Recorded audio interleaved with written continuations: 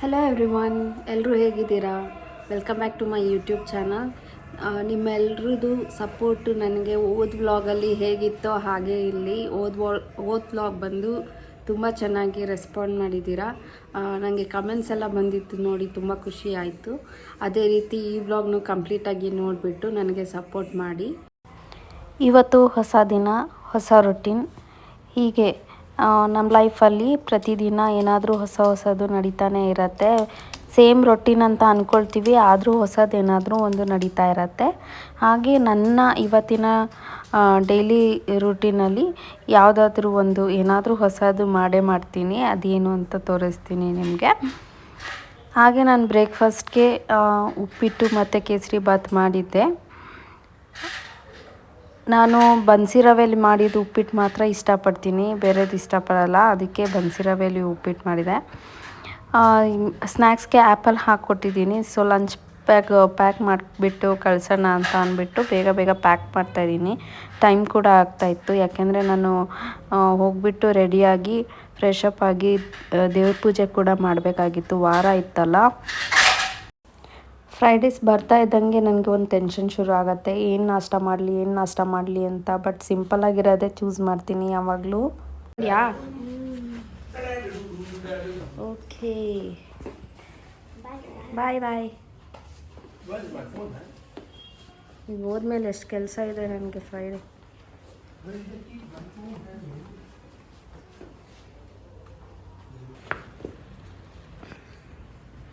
Lunch bag.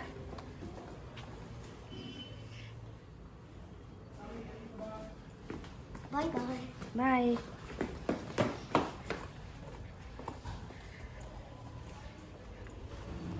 ಮಗ ಸ್ಕೂಲಿಗೆ ಹೋಗ್ತಾನೆ ಅಂದರೆ ನಂಗೊಂಥರ ಖುಷಿ, ಯಾಕೆಂದರೆ ನನ್ನ ಕೆಲಸ ನಾನು ಆರಾಮಾಗಿ ಮಾಡ್ಕೊಬೋದು.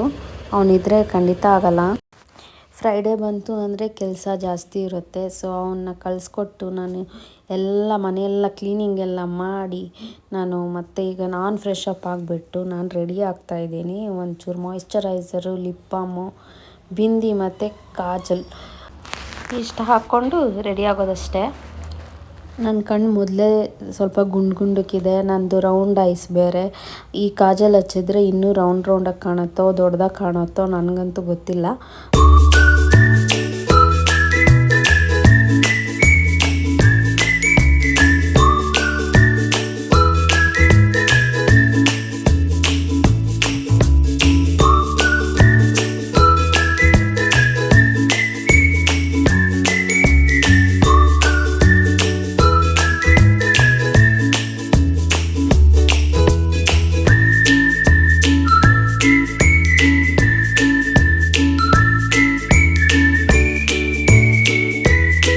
ಆ್ಯಕ್ಚುಲಿ ಕೂದಲು ತಲೆ ಬಾಚದ ಮೇಲೆಗಿಂತ ತಲೆ ಬಾಚೋಕ್ಕೂ ಮುಂಚೆನೇ ಚೆನ್ನಾಗಿ ಕಾಣಿಸ್ತಾ ಇತ್ತು ಅಂತ ಅನ್ನಿಸ್ತು.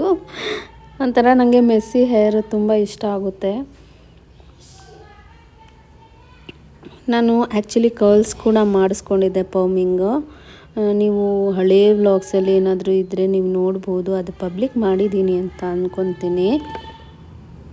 ರೀಸೆಂಟಾಗಿ ನನಗೆ ಈ ಡೈಲಿ ಒಂದೊಂದು ಮ್ಯಾಚಿಂಗ್ ಇಯರಿಂಗ್ಸ್ ಹಾಕೋದು ಇಷ್ಟ ಆಗ್ತಾಯಿದೆ. ಅದಕ್ಕೆ ನನಗೆ ಈಗ ಪಿಂಕ್ ಕಲರ್ ಯಾವುದೋ ಸಿಕ್ತು, ಅದನ್ನು ಹಾಕ್ತಾಯಿದ್ದೀನಿ. ನಾನು ಪೂಜೆ ಮಾಡಿಬಿಟ್ಟು ನಿಮಗೆ ಸಿಗ್ತೀನಿ. ಮತ್ತೆ ಮೊದಲು ಹೊಸ್ತಿಲು ಪೂಜೆ ಮತ್ತು ತುಳಸಿ ಪೂಜೆ ಎರಡೂ ಮಾಡ್ಕೊಂಡ್ಬಿಡ್ತೀನಿ. ನಾನು ಹೊಸ್ತಿಲ ಹತ್ರ ಈ ಥರ ಬಾರ್ಡರ್ ರಂಗೋಲಿ ಮಾತ್ರ ಬಿಡೋದು. ಎಲ್ಲನೂ ರೆಡಿ ಮಾಡಿಕೊಂಡು ಆಮೇಲೆ ವೀಡಿಯೋ ಮಾಡ್ಕೊತಾ ಇದ್ದೀನಿ. ಸೊ ಒಂದೇ ಸರಿ ಯಾಕೆ ತುಂಬ ದೊಡ್ಡ ವೀಡಿಯೋ ಆಗುತ್ತೆ, ಲಾಂಗ್ ವೀಡಿಯೋ ಆಗುತ್ತೆ ಅಂತ ಅಂದ್ಬಿಟ್ಟು ಒಂದು ವಿಷಯ ನಿಮ್ಮ ಹತ್ರ ಶೇರ್ ಮಾಡಬೇಕಾಗಿತ್ತು. ನಾನು ಎಲ್ಲರಿಗಿಂತ ಜಾಸ್ತಿ ಹಚ್ಕೊಂಡಿರೋದು ದೇವ್ರನ್ನೇ.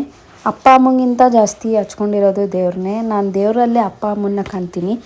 ನನ್ನ ಲೈಫಲ್ಲಿ ಒಬ್ಬರು ಗುರು ಅಂತ ಬಂದಾಗ ಅವ್ರ ಕಡೆಯಿಂದ ನಾನು ಮ್ಯಾನಿಫೆಸ್ಟೇಷನ್ ಎಲ್ಲ ಕಲಿತಾಗ ನನ್ನ ಲೈಫಲ್ಲಿ ಆಗಿರೋ ಬದಲಾವಣೆಗಳು ಎಲ್ಲ ನೋಡಿಬಿಟ್ಟು ನನ್ನಲ್ಲಾಗಿರೋ ಬದಲಾವಣೆ ಇಂಪಾರ್ಟೆಂಟಾಗಿ ಅದನ್ನೆಲ್ಲ ಕನ್ಸಿಡರ್ ಮಾಡಿ ನಾನು ಕೂಡ ಇನ್ನೊಬ್ಬರಿಗೆ ಇದು ಹೇಳಿದ್ರೆ ಹೆಲ್ಪ್ ಆಗ್ಬೋದೇನೋ ಇನ್ನೊಬ್ಬರಿಗೆ ಅಂತ ಅಂದ್ಬಿಟ್ಟು ನಾನು ಇದನ್ನು ಹೇಳ್ತಾ ಇದ್ದೀನಿ.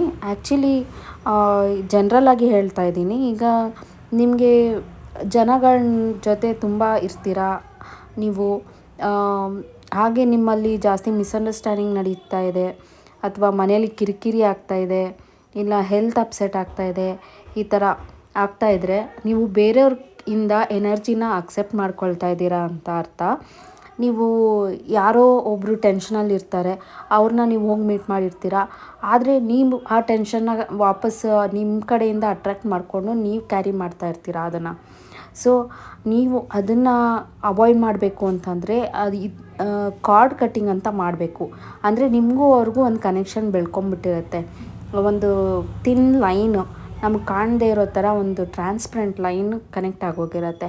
ಅದನ್ನು ನಾವು ಕಟ್ ಮಾಡಿದ್ರೆ ನಾವು ಅವರಲ್ಲಿರೋ energy, negative energy first of all ನಮಗೆ ಟ್ರಾನ್ಸ್ಫರ್ ಆಗೋಲ್ಲ.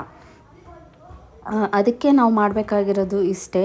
ಅನಭಿ ಸಂಬಂಧ ನಿರ್ಮಮ ಅಂತ ಹಣೆ ಮೇಲೆ ಕೈ ಇಟ್ಕೊಂಡು ನಮಸ್ಕಾರ ಮಾಡ್ತಿರಲ್ಲ, 2 ಕೈ ಎತ್ತಿ ನಮಸ್ಕಾರ ಮಾಡ್ತಿರಲ್ಲ ದೇವರಿಗೆ, ಆ ರೀತಿ ಮಾಡಿಕೊಂಡು ಒಂದು 10 ಟೈಮ್ಸು ಅನಭಿ ಸಂಬಂಧ ನಿರ್ಮಮ ಅಂತ ಹೇಳಿ ನೀವೇ ಡಿಫ್ರೆನ್ಸ್ ನೋಡ್ತೀರಾ. ನಿಮಗೆ ಹೇಗೆ ಅನಿಸುತ್ತೆ ನಿಮ್ಮ ಹಾರ್ಟ್ ಚಕ್ರ ಹತ್ರ ಅಂತ ನಿಮಗೆ ಫೀಲ್ ಆಗುತ್ತೆ, ನಿಮ್ಮ ಎನರ್ಜಿ ಲಿಫ್ಟ್ ಆಗಿದ್ದು ನಿಮಗೆ ಫೀಲ್ ಆಗುತ್ತೆ ಆ್ಯಕ್ಚುಲಾಗಿ.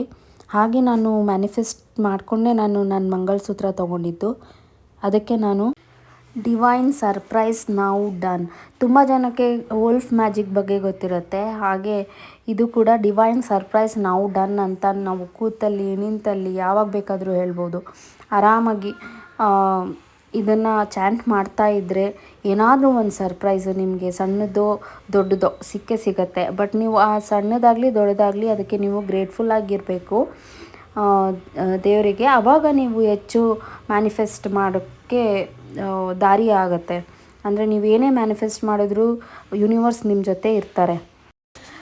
ಓಕೆ ಗೈಸ್, ಈಗ ನೀವು ಈ ಮ್ಯಾನಿಫೆಸ್ಟೇಷನ್ನ ನೀವು ಟ್ರೈ ಮಾಡಿ ನಿಮಗೆ ಹೇಗೆ ರಿಸಲ್ಟ್ ಬಂತು ಅಂತ ನನ್ನ ಜೊತೆನೂ ಶೇರ್ ಮಾಡಿ ಆಯಿತಾ, ನಂಬೋದಾಗಿದ್ದರೆ ಮ್ಯಾನಿಫೆಸ್ಟೇಷನ್ನ. ಹಾಗೆ ನಾನೀಗ ನೆಕ್ಸ್ಟ್ ಬಂದು ಟಿಫನ್ ಮಾಡ್ಕೊಳ್ತಾ ಇದ್ದೀವಿ ನಾನು ಹಸ್ಬೆಂಡ್. ಸೊ ಹಸ್ಬೆಂಡ್ ಏನೂ ರೆಡಿ ಆಗಿರಲಿಲ್ಲ, ಅದಕ್ಕೆ ನಾನು ಅವ್ರನ್ನ ಜಾಸ್ತಿ ತೋರ್ಸೋಕ್ಕೆ ಹೋಗಲ್ಲ. ಆರೆಂಜ್ ತಿಂತೀರಾ? ಇನ್ನೊಂಚೂರು ಹಾಕ್ಲಾ?